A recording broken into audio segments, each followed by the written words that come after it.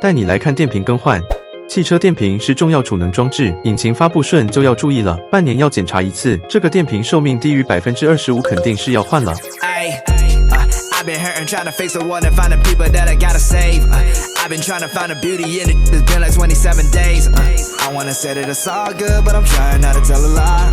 I've been thinking that it may be time to tell myself that I don't care.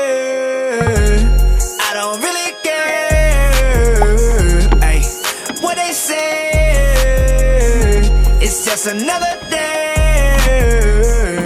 Seen a lot of hearts broken, I don't wanna break none. Lot of love and plain jealousy been coming from the same ones. Like which one is it now? Let me know so I know who I should stop thinking about. Some of these people be looking like angels, but one day you realize that they've been the devil behind us. I'd rather die than go meet with the people that make me think about my therapist office. But don't you come to me with a smile on your face, asking me how was your day? I don't want none of your energy crowding my space, so get the fuck in my way. Save for the faking, cause I don't care. I don't really care.